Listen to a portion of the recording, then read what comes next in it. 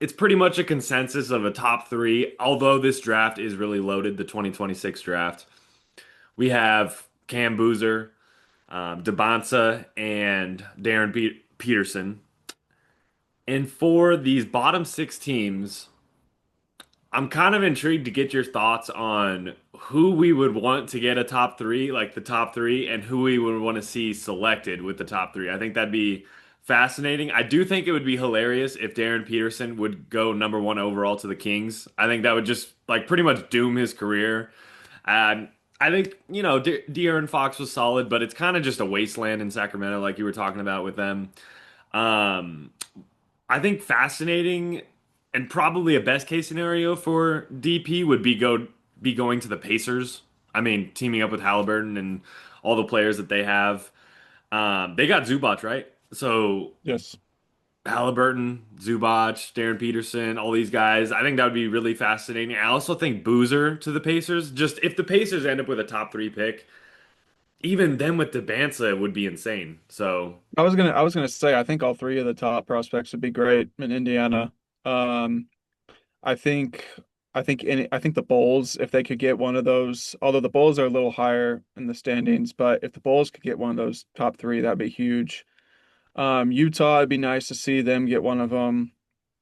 Wizards, I don't really think, they have a lot of young guys already, so there's kind of like a little pecking order thing that someone would have to deal with if they got drafted there. The Nets, not as much. I know they just drafted five rookies, but it's not like any of them are like really, really good right now. Like, I think any of these three prospects would already be better than all the five Nets first round picks that they had. I think it would be fascinating too if the Mavericks were to end up with another top three pick. Just based off the fact that what Cooper's shown in his rookie year, plus Kyrie coming back.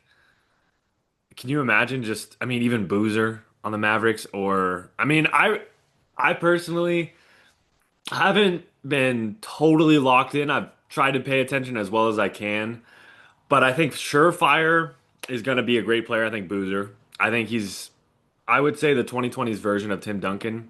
Maybe, shorter, but just consistent. He's going to be like an 18 and 10 guy pretty much automatically when he gets into the league. Debantsa, I think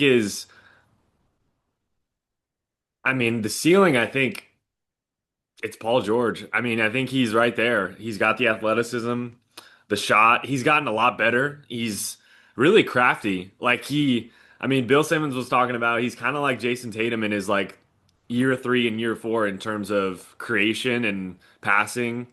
And then Darren Peterson, he was probably, people are saying he coming out of high school, like he was the most talented guard since like Vince Carter coming out of high school. So it hasn't really come to fruition yet with Kansas. I know. What are your thoughts on the whole like subbing himself out and he sat out against Arizona with the flu? Like, do you think it's more of an injury thing or do you think it's more he's kind of just coasting, like kind of like Ben Simmons did? No, I don't think he's like coasting it. I'm sure there's reasons to himself subbing himself out.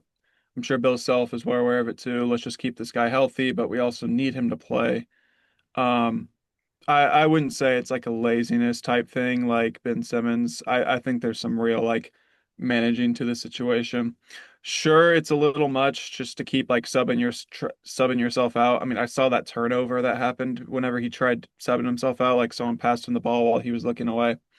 So like that stuff is a little annoying, but the overall situation and like I don't really mind it too much.